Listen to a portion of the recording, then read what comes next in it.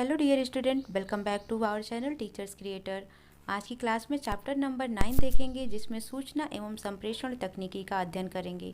Information and communication technology ICT बहुत ही important topic होता है। अगर आपका थ्योरी एग्जाम होता तो आपको इसको 100% लिख के आना पड़ता। ठीक है, तो इतनी चीज़ें तो हमने समझ ली, बट अगर आप हमारे चैनल पर नए हैं तो सबसे पहले चैनल को सब्सक्राइब कर लें ताकि नेक्स्ट वीडियो की नोटिफिकेशन मिलती रहे। जितना हो सके अपने ग्रुप में भी शेयर करिए, लाइक करिए, कमेंट करिए। ठीक है, और बहुत सारी अफवाहें भी फैल रही हैं कि एग्ज़ाम होंगे या नहीं होंगे, तो आपको जो होगा वो नोटिफिकेशन ऑफिशियली आ जाएगी, बट आपको अपनी एजुकेशन को, अपनी पढ़ाई को स्टॉप करने की ज़रूरत नहीं है। आप पढ़ते रहें, जो भी होगा ऑफिशियल नोटिस आपको 1-2 दिन में मिल जानी चाहिए। ठीक है, सो स्टार्ट करते हैं सेशन, देखते हैं कि क्या होता है कम्युनिकेशन टेक्नोलॉजी। जैसे जिसमें आप ऑनलाइन क्लास अभी कर रहे हो, तो ये भी क्या है, एक इन्फॉर्मेशन कम्युनिकेशन टेक्नोलॉजी ही है। ठीक है, तो इसी के बेस पर इसमें टोटल आपके 60 to 70 क्वेश्चंस होंगे, जिनको हम आज डिस्कस करेंगे। जीवन में ज्ञान के व्यवस्थित प्रयोग करने की विधि को क्या कहा जाता है? तो जब जीवन में ज्ञान के व्यवस्थित प्रयोग, यानी कि जो भी हमारा नॉलेज है, इसको कैसा एक सीक्वेंस में, एक अरेंज मैनेज करके इसको करना क्या कहलाता है? तकनीकी कहलाता है, यानी कि टेक्निक्स कहलाती है, टेक्नोलॉजी कहलाती है। किसका कथन है? तकनीकी वैज्ञानिक सिद्धांतों का प्रयोगात्मक लक्ष्यों में प्रयोग है। तो ये किसने कहा है? ब्लूमर जैकोटा ने कहा है। कैसे याद रखोगे? देखो, तकनीकी वैज्ञानिक सिद्धांतों का प्रयोगात्मक लक्ष्यों में प्रयोग है। जो तकनीकी है, टेक्नोलॉजी है, वो साइंटिफिक जितने भी आपके प्रिंसिपल्स होते हैं उनका, ठीक है, प्रयोगात्मक लक्ष्यों में, प्रयोगात्मक का मतलब जो प्रैक्टिकल गोल्स होते हैं उनमें प्रयोग है एक तरीके से टेक्नोलॉजी। तो ये किसने कहा है? ब्लूमर जैकोटा ने। किसका कथन है? तकनीकी विज्ञान में कला का प्रयोग है। जो टेक्नोलॉजी है वो साइंस में देखा जाए तो एक तरीके से ये आर्ट का यूज है, यानी कि कला का प्रयोग है। ब्लूमर, स्किनर, सामामाटी या ओफिस ने, तो किसने कहा इसको? इसको कहा है ओफिस ने। शैक्षिक तकनीकी शब्द का सर्वप्रथम प्रयोग किसने किया था? किसकी बात कर रहा है? एजुकेशनल टेक्नोलॉजी की बात कर रहा है। ब्रायन मोर, गिलफोर्ड, सामामोटो या मैथिस? तो राइट ऑप्शन आपका हो जाएगा ब्रायन मोर ने कहा कि जो एजुकेशनल तकनीकी है, सबसे पहले इस शब्द को प्रयोग किया। शैक्षिक तकनीकी का शिक्षण मशीन के रूप में सर्वप्रथम किसने किया? स्किनर, ब्रायन मोर, सिडनी एल प्रेसे, लुम्सडेन। ठीक है, तो पांचवा का राइट आंसर आपका हो जाएगा सिडनी एल प्रेसे। इन्होंने सबसे पहले शैक्षिक तकनीकी का शिक्षण मशीन के रूप में प्रयोग किया था। भारत में अनुक्रमित अधिकतम केंद्र स्थापना कब और कहाँ हुई है? ठीक है, अधिगम केंद्र की स्थापना पूछ रहा है। भारत में अनुक्रमित अधिगम केंद्र की स्थापना कब और कहाँ पर हुई है? तो याद रखना 1966 में। कहाँ पर? इलाहाबाद में हुई है। मानव सीखने की परिस्थितियों में वैज्ञानिक ज्ञान की प्रक्रिया का प्रयोग शैक्षिक तकनीकी है। वाक्सी, सामामोटो, Robert A Cox, Robert Gagne या मैथिस? तो राइट ऑप्शन आपका हो जाएगा रॉबर्ट ए कॉक्स। ज्ञान के व्यवहार में विनियोग ही शैक्षिक तकनीकी है, या किसकी परिभाषा है? विनियोग का मतलब एक्सचेंज करना। ठीक है, वो क्या कहलाती है? टेक्निक कहलाती है, या किसकी परिभाषा है? रॉबर्ट गैने, तॉक्सी सामामोटो, रॉबर्ट ए कॉक्स या EM बूटर? तो किसने कहा है? राइट ऑप्शन आपका हो जाएगा EM बूटर ने कहा है। डेविस ने अपनी पुस्तक में शैक्षिक तकनीकी के 3 प्रकार बताए हैं। सॉफ्टवेयर, हार्डवेयर, प्रणाली या उपरोक्त सभी? तो राइट ऑप्शन आपके क्या हो जाएंगे यहाँ पर? उपरोक्त सभी। यानी डेविस के अकॉर्डिंग उनकी जो पुस्तक है उसमें उन्होंने बोला कि जो एजुकेशनल टेक्निक है वो हार्डवेयर, सॉफ्टवेयर और सिस्टम, यानी कि सॉफ्टवेयर, हार्डवेयर, सिस्टम, ये तीनों ही हैं। सिल्वरमैन ने हार्डवेयर को क्या कहा? सापेक्ष तकनीकी, निरपेक्ष तकनीकी, दोनों या दोनों में से कोई नहीं? तो सिल्वरमैन ने हार्डवेयर को क्या कहा? तो निरपेक्ष तकनीकी कहा। राइट ऑप्शन बी हो जाएगा। शिक्षण तकनीकी में शामिल होते हैं। ठीक है, तो शिक्षण तकनीकी में क्या शामिल होते हैं? पाठ्य वस्तु, संप्रेषण, दोनों या ज्ञान? तो याद रखना, जो शिक्षण तकनीकी है, एजुकेशनल टेक्नोलॉजी है, उसमें कम्युनिकेशन नहीं है, उसमें क्या है? पाठ्य वस्तु शामिल होता है। तो राइट ऑप्शन आपका हो जाएगा ए। सिल्वरमैन ने सॉफ्टवेयर को क्या कहा? हार्डवेयर को उन्होंने क्या कहा था? निरपेक्ष तकनीकी कहा था। ठीक है, एक मिनट, हाँ, हार्डवेयर को उन्होंने क्या कहा था? यहाँ पर देखो, निरपेक्ष तकनीकी कहा था। तो सिल्वरमैन ने सॉफ्टवेयर को क्या कहा होगा? तो गेस करिए, प्रक्रिया तकनीकी। ठीक है, सॉफ्टवेयर क्या करता है, प्रक्रिया करता है, प्रोसेस करता है अपने अंदर, तो प्रक्रिया तकनीकी कहा था किसको, सॉफ्टवेयर को।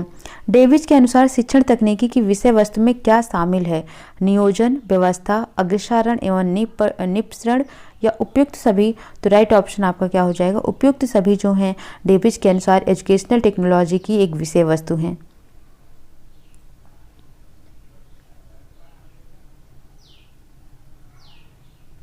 क्वेश्चन नंबर 14 देखेंगे, अनुदेशन तकनीकी का अर्थ क्या है, सूचना को प्रभावशाली बनाना, सहायक सामग्री का प्रयोग करना, छात्रों को अधिक से अधिक सूचना प्रदान करना या उपरोक्त में से कोई नहीं।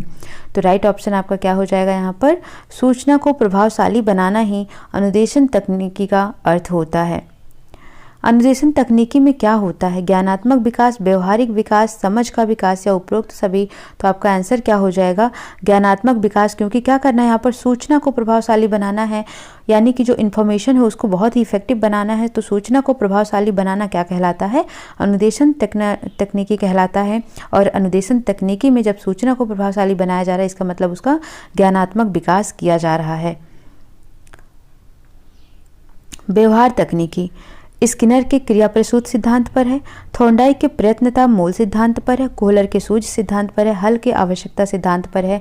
तो राइट ऑप्शन हो जाएगा आपका स्किनर के क्रिया प्रसूत सिद्धांत पर आधारित है व्यवहार तकनीकी। ठीक है, अनुदेशन प्रारूप में शामिल है। अब ये है व्यवहार तकनीकी, आप समझ रहे हो, जैसे वो स्किनर ने प्रयोग किया था तो क्रिया प्रसूत का सिद्धांत, ठीक है, जो सामने आता था स्टिमुलस वगैरह, ठीक है, तो वो सब चीज़ों पर है। तो स्किनर के क्रिया प्रसूत सिद्धांत पर व्यवहार तकनीकी है। अनुदेशन प्रारूप में शामिल है संप्रेषण नियंत्रण, प्रणाली उपागम, प्रशिक्षण मनोविज्ञान या उपरोक्त सभी। तो राइट ऑप्शन आपका हो जाएगा उपरोक्त सभी अनुदेशन प्रारूप में शामिल है, यानी कि कम्युनिकेशन को कंट्रोलिंग कैसे करना है, सिस्टम उपागम, ठीक है, प्रशिक्षण मनोविज्ञान, ये सभी जो हैं अनुदेशन प्रारूप में शामिल हैं। प्रशिक्षण मनोविज्ञान के समर्थक कौन थे, स्किनर तथा हल, ग्लेशियर तथा गैने, थॉर्नडाइक तथा डेविज, कोहलर तथा डेविज। तो राइट ऑप्शन आपका हो जाएगा ग्लेशियर तथा गैने जो हैं वो प्रशिक्षण मनोविज्ञान के समर्थक हैं। अब कैसे याद रखोगे, प्रशिक्षण कौन देता है, ज्ञानी लोग देते हैं, तो गैने याद रखना, ग्लेशियर और गैने जो हैं इन्होंने प्रशिक्षण मनोविज्ञान के समर्थन किए थे। संप्रेषण प्रारूप के जन्मदाता कौन हैं, तो संप्रेषण प्रारूप के जन्मदाता हैं आपके स्मिथ एंड स्मिथ, याद रखना।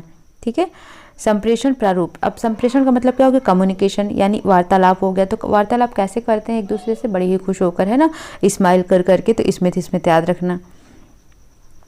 कैनीथ तथा अनलिन का संबंध किससे है, संप्रेषण प्रारूप से, प्रणाली विश्लेषण से, प्रशिक्षण मनोविज्ञान से, उपरोक्त सभी। तो राइट ऑप्शन आपका हो जाएगा जो सिस्टम एनालिसिस है, यानी कि प्रणाली विश्लेषण है, इससे कैनी तथा अनिल का संबंध है। शैक्षिक तकनीकी के क्षेत्र को अदा यानी कि इनपुट, प्रक्रिया यानी कि प्रोसेस तथा प्रदा यानी कि आउटपुट में किसने बांटा था। तो ये क्वेश्चन आपका रिपीट हो गया था। ठीक है, केबीज ने, रॉबर्ट गैने, अनविन बॉक्सी समामाटो। तो आपका राइट आंसर क्या हो जाएगा, बताइए फटाफट, इसको आप पढ़ चुके हैं। तो बॉक्सी समामाटो के हिसाब से जो शैक्षिक तकनीकी है उसको 3 भागों में बांटा गया है, इनपुट, आउटपुट और प्रोसेस। ठीक है, तो राइट आंसर आपका क्या हो जाएगा, बॉक्सी समामाटो। ठीक, मॉरिसन कक्षा समानार्थी है किसके, राजतंत्रीय शिक्षण के, प्रजातंत्रीय शिक्षण के, हस्तक्षेप रहित शिक्षण के, उपरोक्त सभी। तो राइट आंसर आपका क्या हो जाएगा, प्रजातांत्रिक शिक्षण के। मॉरिसन कक्षा समानार्थी होता है किसके, प्रजातांत्रिक शिक्षण के।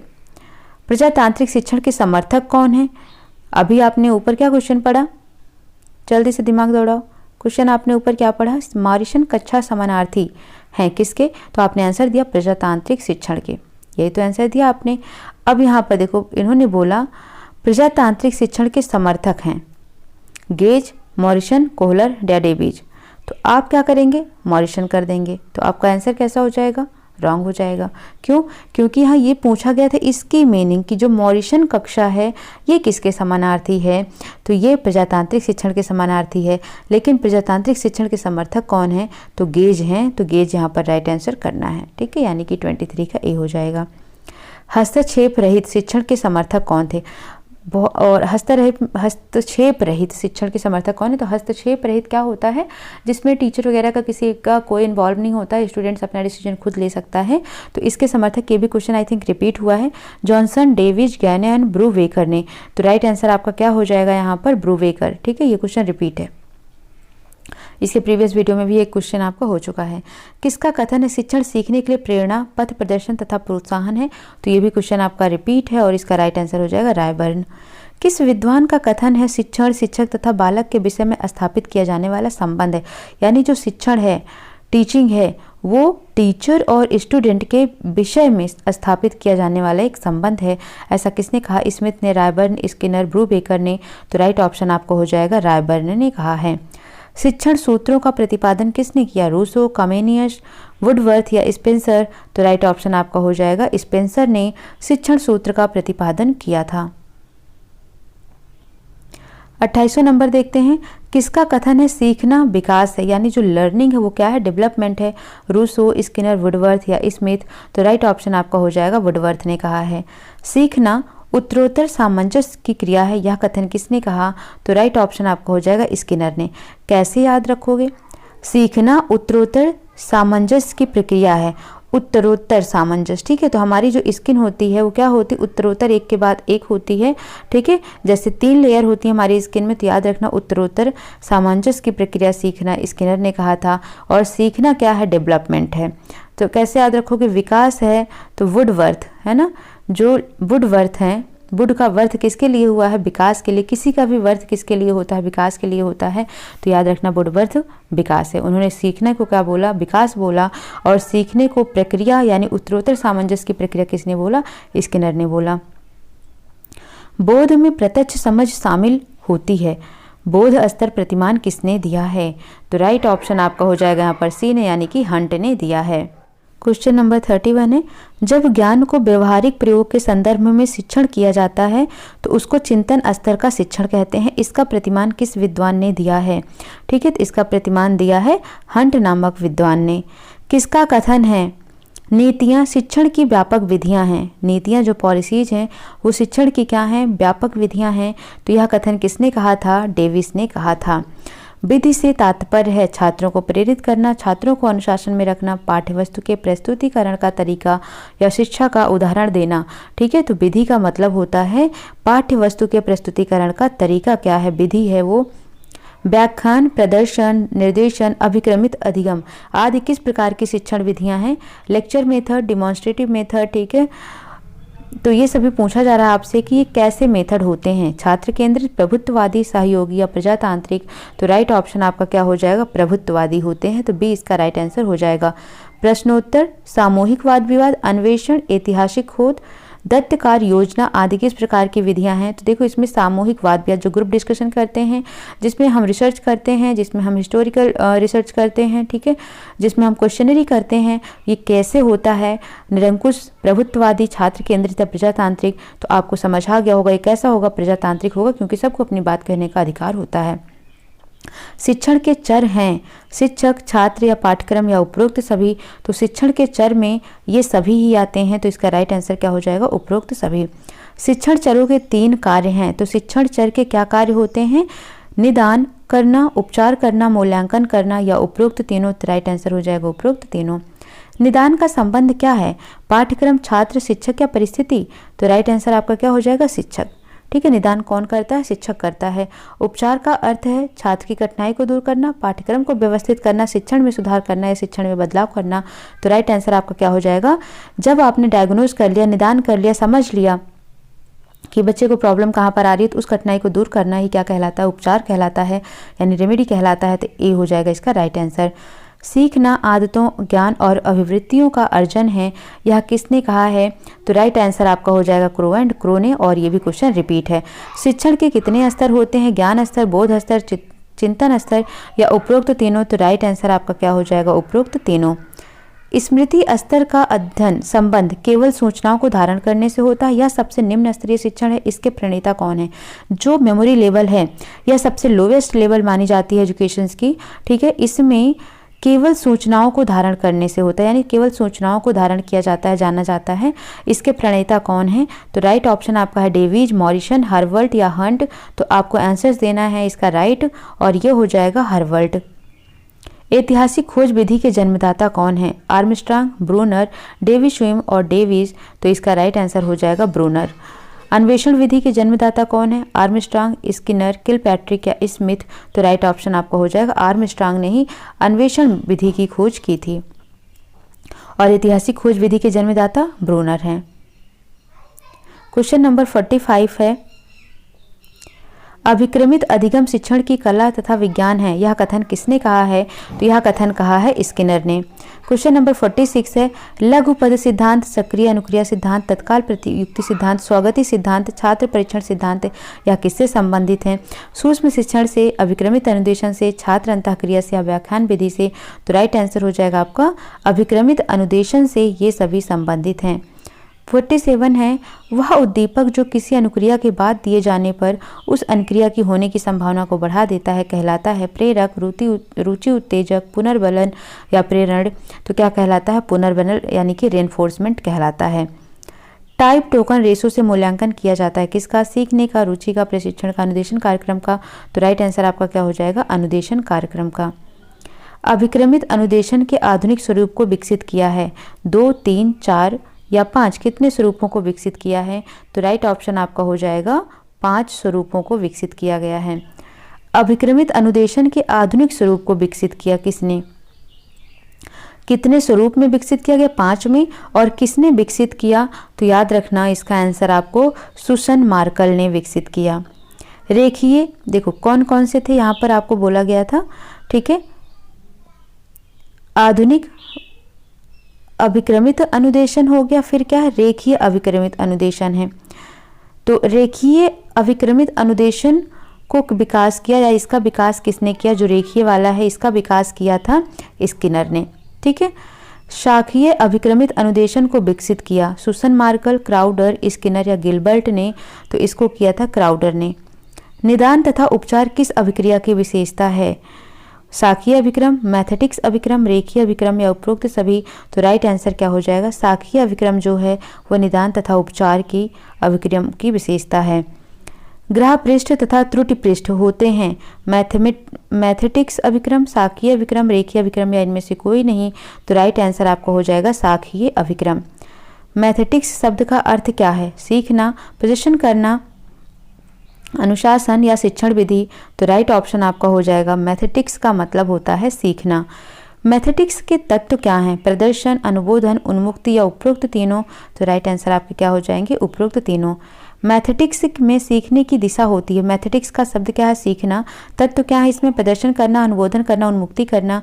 और इसके सीखने की दिशा कैसी होती है? डायरेक्ट, इनडायरेक्ट, यानी प्रत्यक्ष से अप्रत्यक्ष, कठिन से सरल यानी कि कॉम्प्लेक्स से सिंपल, सरल से कठिन यानी सरल, सिंपल से कॉम्प्लेक्स, अनुभूत से तर्कयुक्त यानी कि लॉजिक तक जाना, ठीक है। तो इसका राइट आंसर आपका हो जाएगा कठिन से सरल। जो मैथेटिक्स होते हैं उसमें सीखने की दिशा कठिन से सरल की होती है। रेखीय अभिक्रम में क्या नहीं होता है? प्रस्तावना पद, शिक्षण पद, अभ्यास पद या मूल्यांकन पद। तो जो रेखीय अभिक्रम होते हैं उसमें मूल्यांकन पद नहीं होता है। सूक्ष्म शिक्षण का प्रारंभ कब और किसने किया? इंपॉर्टेंट क्वेश्चन है।